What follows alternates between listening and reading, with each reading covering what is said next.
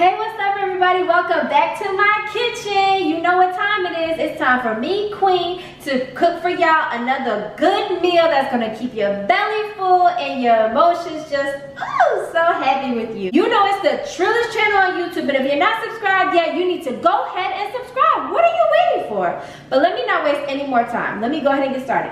You know the first thing I do when I get in the kitchen, wash hands.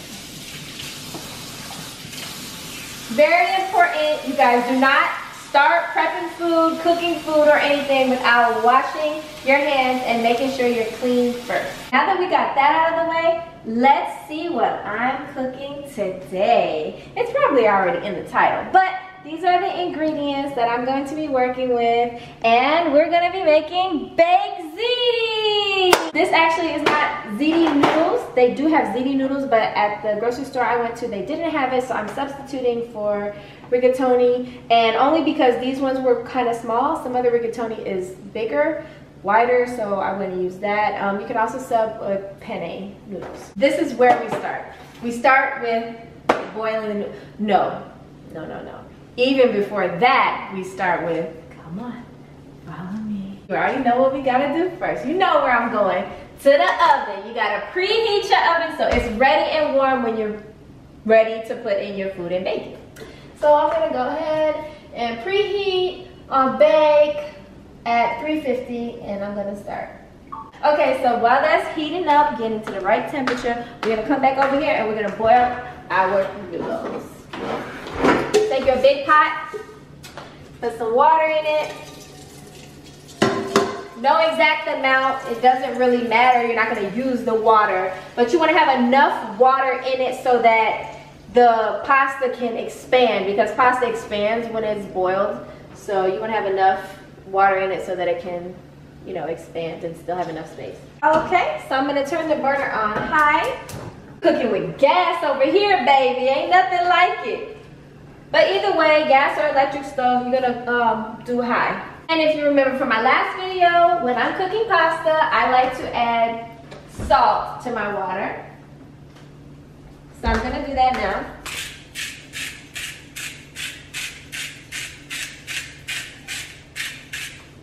I think it's supposed to help it not stick together, the pastas. I think it also helps to give it a little different little taste. Now you just wait for that to boil. So while that is getting ready to boil, you can still keep working on your meal by browning your meat. I like to use ground turkey, but you can use ground beef, which is normal. I've never used ground chicken, but I guess you could use that too. Get a skillet, turn your pan on. You don't want it like crazy high, but you don't need it low either. I guess you would call that medium high. Look, I don't claim to be a professional chef, so I'm teaching you how to cook like in a real kitchen, the TRILL way, okay? As soon as you turn it on, you can put that meat in there. Once it's in there, you want to pay attention to it because it's gonna start, you see the steam, I don't know if you guys can see it, but it's gonna already start cooking right away. So you see the change of color? You want to keep moving it around so that everything gets heated and cooked evenly. You don't want certain places to get too brown or burnt. You want it to all brown evenly so you can keep moving. You guys don't have to, but I like to add a little seasoning while my meat is browning. I'm gonna go ahead and go in with a little Italian seasoning mixture. Of course, it's not gonna come out that much. I just eyeball it until it feels right. Then I'm gonna go in with some seasoned salt. Remember, you wanna keep moving it around so it's browning evenly up. I'm a messy cook. I'm a messy chef. Well, I don't even know if I can say chef. I don't think I can wear that title, but I'm a messy cook. You see how I'm also kind of chopping up the meat, because you don't want big old thick pieces of meat. You want it to be bite-sized almost when it goes in with the sauce. All the little big globs of meat, just go in and chop it up, move it around. I prefer wooden utensils, but that's really up to you what you use. I just like them. They don't seem to get too hot. Sometimes if you hold a metal tool, spoon, utensil, whatever you want to call it, it can get hot. I'm already getting a workout. This is pretty much done browning. You have to keep in mind, you can come look at it. You're going to cook this right here, and then you're gonna double cook it by baking it when it goes in the oven. And you're also gonna get a little cooking out of it when it's in the pot with the sauce. So we can take this now, switch places. When you start your sauce, you definitely don't wanna start it on high. Start it on medium, low-ish. I actually like this brand, and I like to use the meat flavor.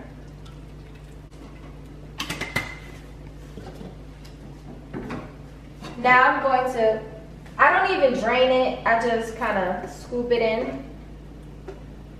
Some people drain it. I mean, I'm not trying to get the grease, the excess grease in it, but if a little grease comes in with the meat, you know, hey, better for the flavor, right? But you don't want it to be watery or liquidy or sauce. Put it all in there.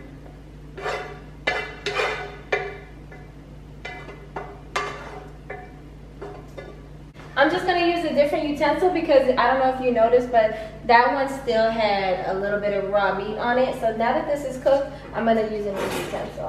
That was my spoon, I should have thought that out.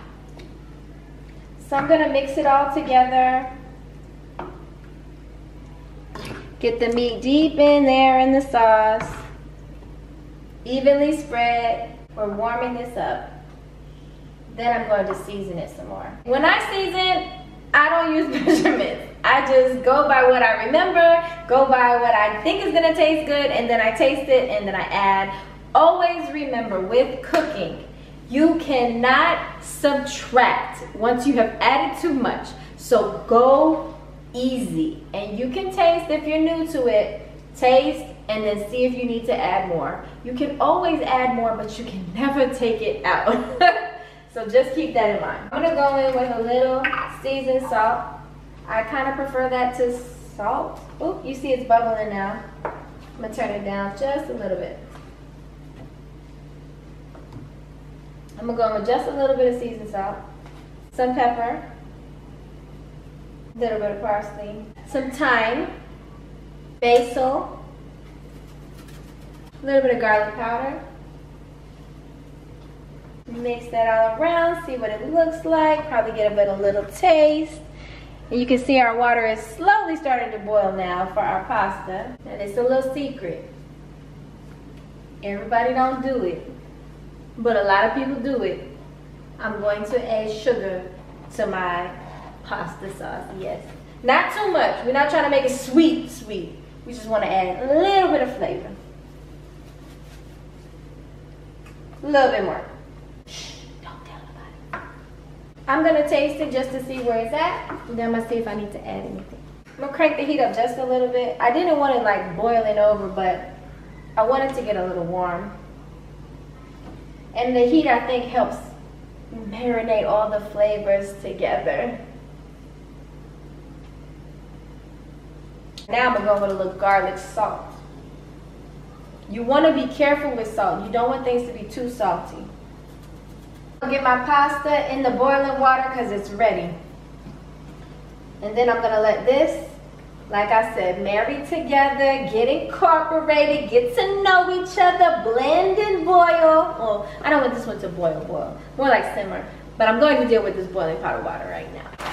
Careful, it might splash on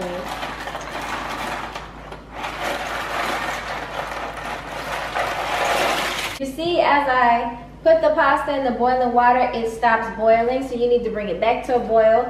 Read your box, read your package, and see how long you need it to cook. This one says uncovered for 10 to 12 minutes. We're gonna go 10 minutes, maybe 9, just because remember, we're double cooking this, because when we bake it, it's gonna be cooking also. I'm just gonna move it around. Just give it a quick little stir, but I'm not gonna start timing it until it comes back to a boil, returns to a boil. Since this is gonna take a little while, I can start my timer now. I'm gonna start it for 9 minutes and check and see how it's doing. But since this is gonna be, you know, simmering for a little while, I'm gonna go ahead and put the top on, and I'm going to crank it just a little bit so it can get there. It can get warm and get to know each other better. Okay, so we've let it boil for a little bit. Come closer, come look. You see how much bigger the noodles have gotten? They've expanded as they're boiling. Remember, when you're cooking pasta, you need to keep coming back to the pot to stir it while it's boiling. We're almost done, so that's why you see it's pretty much expanded or whatever, and it was very rapidly boiling. And you also see that the sauce is boiling. I'm gonna turn it down a little bit. I don't want it to come out. I'm gonna stir it a little bit too. And I'm going to taste it and see that once all the flavors have married together and got to know each other so well, what it's tasting like. Always use a new clean spoon if you're going to taste test. And make sure to blow it because you don't want to burn your mouth, your lips, your tongue, none of that. I'm not mad at that, I'm good. Our pasta is for sure done. We want to take it off the heat immediately. Oh, if you can't carry that because it's too hot, make sure you get something to protect your hands. And I'm going to strain it. Watch that steam. It's good for a facial, but sometimes it get burned. So this ain't the right time or place for the facial, steam facial. I like to bounce the noodles so that it gets all the water out.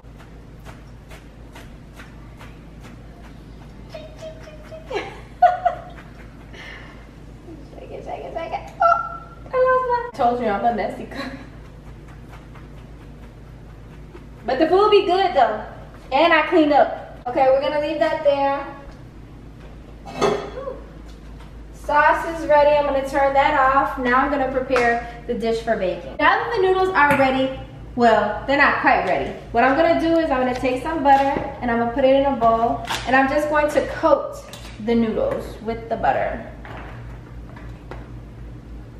Move them around and let the butter melt onto it. You see they're still hot, so it's gonna just melt on it and kind of gloss it almost. Your butter will eventually melt down to nothing, and then it'll look all pretty and shiny. I actually put a little too much and it doesn't need all of that, so I'm gonna use this for me coating my pan. I would normally take another little piece of butter, but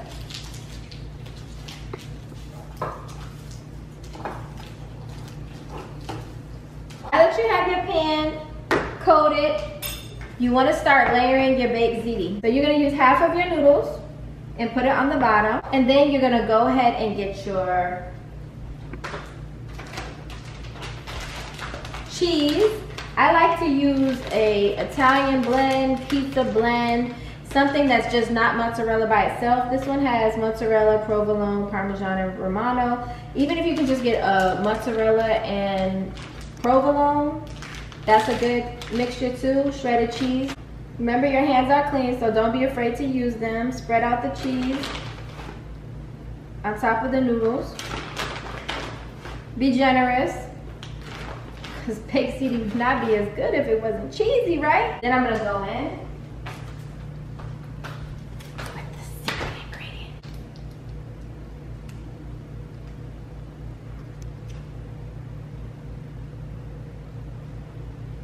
I'm gonna try my best to move it around so that it's even all over, but it gets kind of tricky. Like, the noodles want to move with it, the cheese wants to move with it. Just do the best you can. It doesn't have to be perfect or pretty.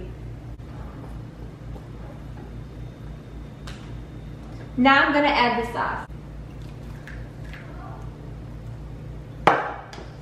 You're definitely not gonna use all of it. You just need to cover it about half. Next, I'm gonna sprinkle a little grated Parmesan and Romano, or just regular Parmesan, whatever.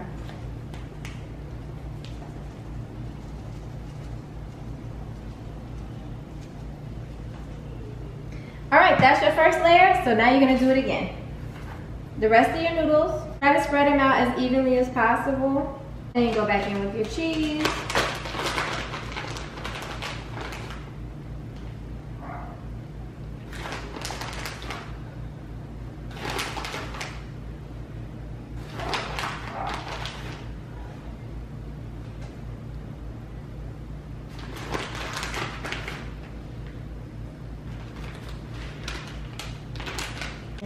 cream.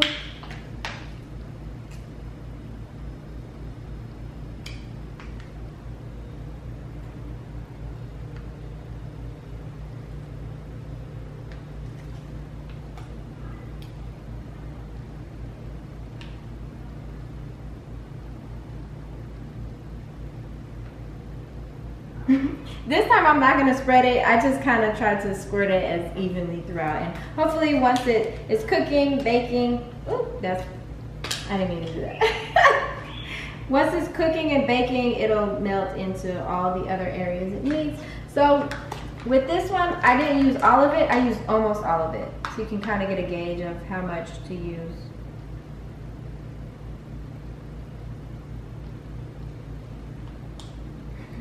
That should be good. Your sauce, spread it out.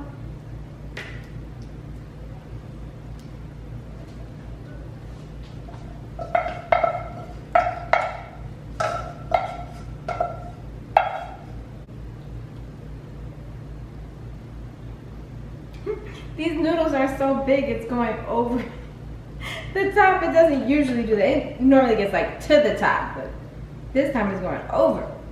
Now you go with your top layer of cheese to finish it off.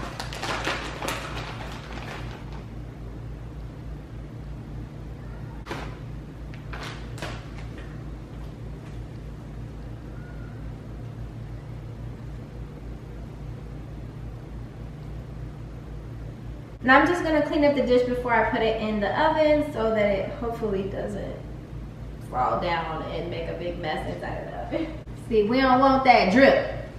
Drip might be good in fashion or whatever, but not in cooking. Let's go put it in the oven.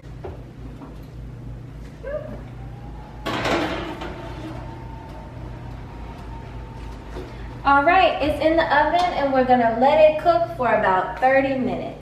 It's about that time, 30 minutes has passed. Ooh, I want y'all to see this. Yes, don't that look good? Let me take it out.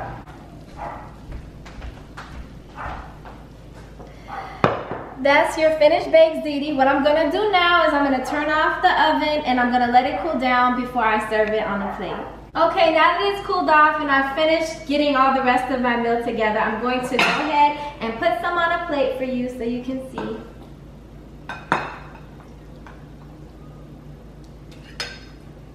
Still looks so hot and ready to eat. I hope you guys enjoy this video. I hope you guys get a good recipe out of watching this video. If you guys try this recipe, please comment down below and let me know if you liked it, what worked for you, what you added, what you took out. Make sure you let me know for sure if you cooked for other people and they liked it too. Thank you guys so much for watching. I can't take any more time talking to you guys because it is time to eat. Bon appetit. Thank you guys. I love you so much. Please subscribe if you're not already subscribed. The TRILLEST channel on YouTube. Me, your girl Queen. Bye. Let me get this fork. Oh wait, I gotta put some more stuff on my plate. Yes.